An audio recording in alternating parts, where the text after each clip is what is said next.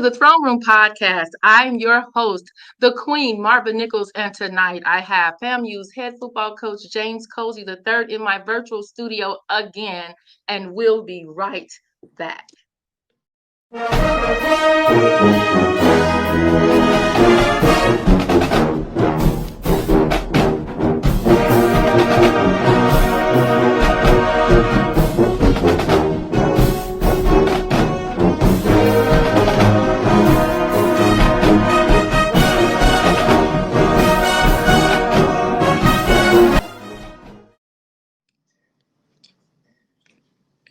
Hi, this is the Queen, Marva Nichols, and welcome back to the Throne Room podcast on MTMV Sports Podcast Network.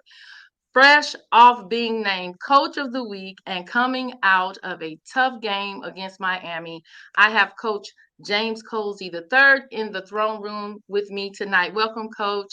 What's up with you? just out trying to do some recruiting. How you doing tonight? Oh, I'm doing all right. I'm so glad you took time to come in the throne room and chop it up with me about FAMU football. And man, you never stop, do you? Well, it's a 24, but all is well. All is well. All is well. Well, look, let's jump right into it. So, Coach, first off, congratulations on being named Coach of the Week by the Voice of the SWAC fans, which is through my show. Um, and I just want to tell you, you got Raven reviews from the poll. So you won the week one Coach of the Week for the East Division. And Coach Chris Dishman won the West. But I know the 56-9 result against the Hurricanes wasn't what you were hoping for, but can you talk a little bit about the effort you saw from your team and what positives you're taking away from that game? Well, similar situation over the first 2 weeks. You're playing games that don't necessarily affect you. They don't really affect your goals. Obviously your goals are to, for us to, win the SWAC and get an opportunity to play for the Celebration Bowl in Atlanta. And so, these first three football games didn't really have a bearing on whether we were, going to be able to do that or not. But, you get a chance to see how you match up against not just one of the FBS schools in the country, but one of the top 10 FBS schools in the country. And, you just get a chance to see where your program's at, what you need to do to make sure your program can maybe stay at a high level. But, we didn't play well, and that showed. But what I did see is our guys continue to play the entire night. We had a couple of young players step up and show us that they could play at the level that we need them to do. So took away some positives regardless of the score. Yeah, because Miami outgained, your Rattlers 549 to 190 in total yards. And you're going into a bye week. So Yep. what adjustments do you think are necessary for the offense to create more scoring opportunities and to sustain drives as you're Well, going into the game with Troy, right? yeah, we play Troy next week. Each week is something that you want to build on, and offensively, I just think we got right now we're making some good things happen. The first two games we outscored the opponent. Miami's a really really good football team. They're going to be a football team that's more than likely going to win the ACC and possibly play in that college football playoff. But we did some things that we hurt ourselves with. We got to be able to protect the football. Something that we were able to do better the first couple games defensively. We got to be able to tackle better. And in special teams, I thought we did some good things, but overall, just as a football team, we got to be able to execute. Just we got to execute at a higher level for us to be able to complete some of the goals that we've set for ourselves. Yeah, some of the FAMU fans were saying, will it be like I think in the 70s you all FAMU Rattlers beat Miami, many decades ago. I was really rooting for you, and what I saw, I think you did okay against a team like Miami. It wasn't all bad. I did see, just like you, I saw some good things. So hats off to you and the Rattlers. Now, with a week of rest, can you give us an update on any injuries or players who may have been banged up, during the first 3 weeks of the season? How are they progressing, and what's the outlook for week 4 going into the Troy University game? Well, that was one of the big things we wanted to make sure we did this week. We were without about 3 or 4 guys, some really really good players, and then on top of that, you had some guys that were a little banged up, entering the week against Miami, and now that after we've played them, they've had an entire week to get themselves healthy. So we'll be a lot closer to full tilt next week against Troy compared to where we were, this past weekend. Yeah, and let's talk about quarterback play. And I'm glad to hear that because I think those athletes, your athletes, all these athletes, they need rest. Yeah. We we have to keep going back into, battle like that. It's really tough on the body. I know Grambling had some bad injuries this past weekend, so it's tough. It's tough, and I'm glad you all made it out of that game, in good shape considering who you were playing. Well, Now let's talk. Go other ahead. than our feelings were hurt really, really badly. Okay. But you used the bye week for two things. We went back to scratch as our football team goes. We really hunkered down on some fundamentals, some things that we needed to make sure we stressed to this football team. But we did a lot of treatment. Sunday we didn't practice Sunday. We met and let our guys get treatment. Sunday we met and let our guys get a lot of treatment. On Monday, that's really our day off. So, but in that day, they were able to get a lot of treatment. And then the last couple of days, we've practiced early in the morning like we normally do, but we've also mixed a bunch of treatment in. So now we got Thursday, Friday, Saturday, and Sunday. Where 2 of those 4 days they'll be in treatment. They'll go home obviously for the weekend, and then we'll get ready again on Sunday. To get ready for Troy. Yeah, that sounds good. Treatment is so important. It's so important to have the best treatment for our HBCU athletes. And so I'm glad to hear that you're a coach that really focus on that. And I'm sure the players appreciate that because they really, really, really need it. Yes. Now, let's go into quarterback play. Daniel Richardson completed 76.5% of his passes, showing efficiently under center despite the tough game. How would you evaluate his performance, and what are you looking to see from him as you prepare for the rest of the season? Well, I think the one thing he'll say is, after talking to him, he knows that he's not perfect.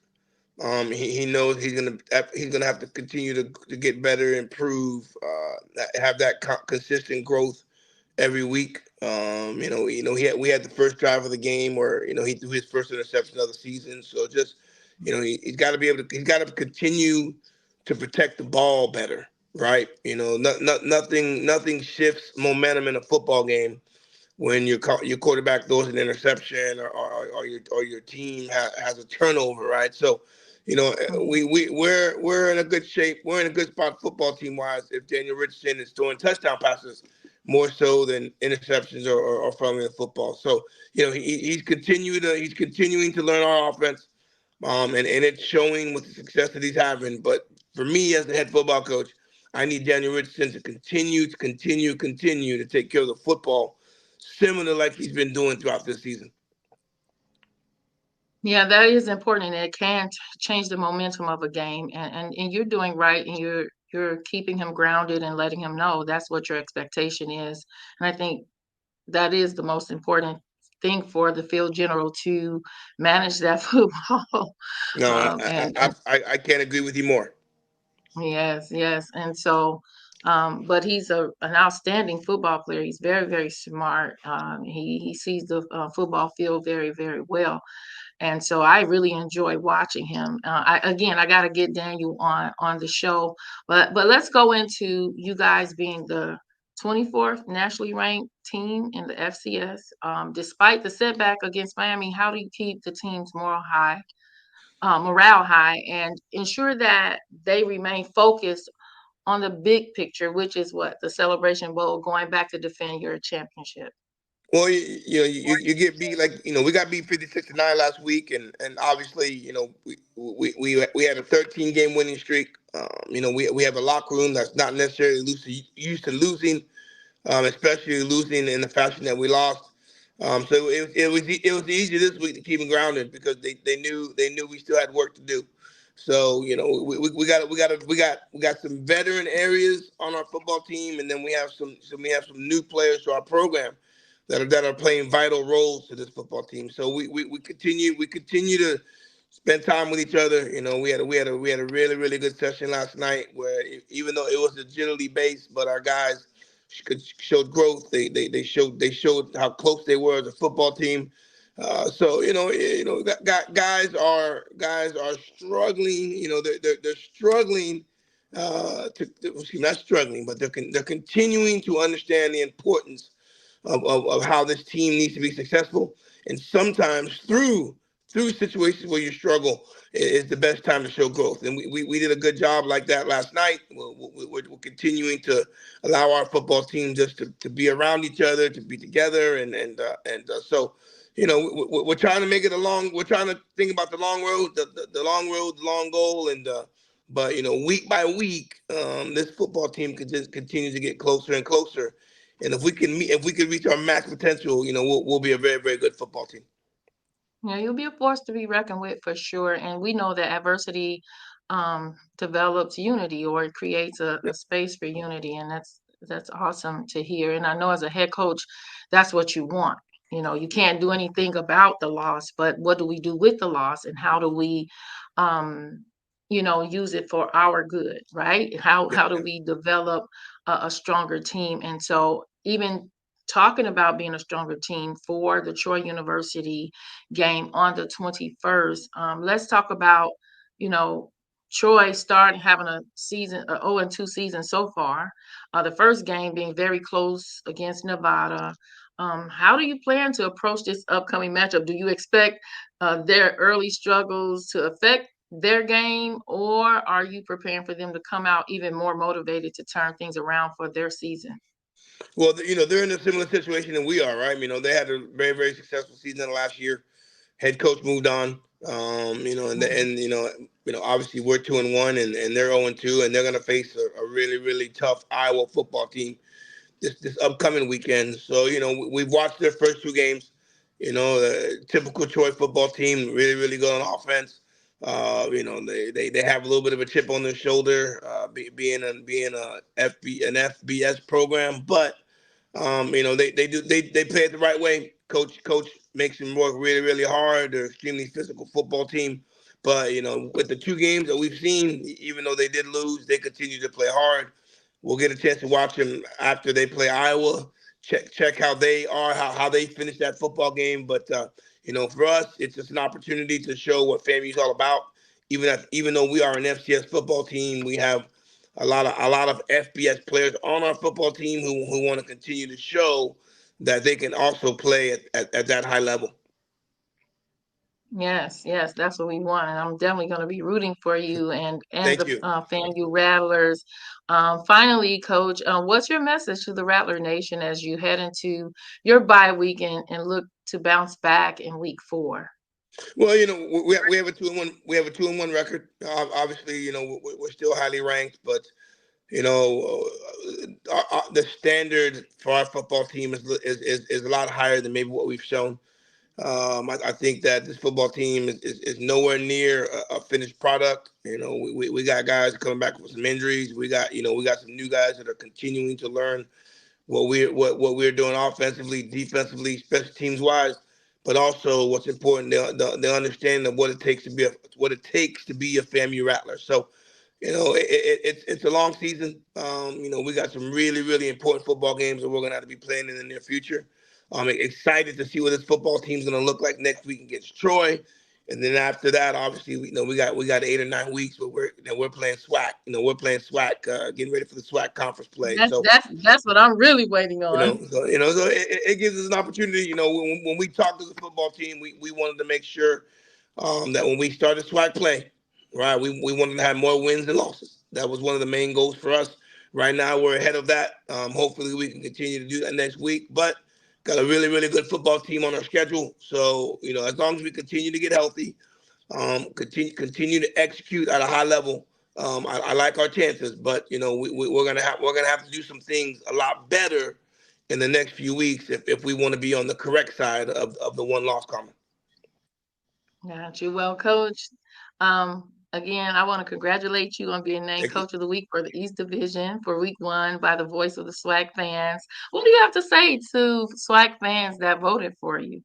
Well, thank you very, very much. Yeah, I don't know what I did, but but I do know this: it's a hell of a lot easier to be the SWAC coach of the week when you win than it is when you lose. So as long as if I can continue to be the SWAC coach of the week every week, that means I won, and I'll take that every single week. But I appreciate the fans for doing so.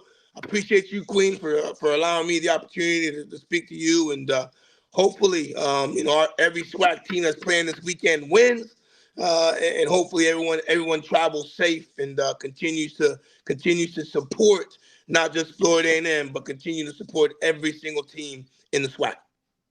Absolutely. I'm a swag girl, always have been, always will be. Now we're gonna go head to head, but when it comes to Celebration Bowl, I'm always on the swag side, right?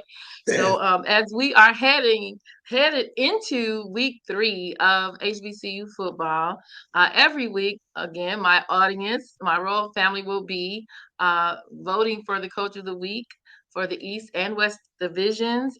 For this week will be week 2. The poll is out every Wednesday evening until Thursday evening at 11:59 p.m. Let your voice be heard. Vote, vote, vote. With that being said, to all the kings and queens out there, from my throne to yours, continue to inspire greatness and farewell until our next crown session. Thank you for joining the coach and the queen. Thank you, Coach Colzie, for being on the Throne Room podcast. Thank you.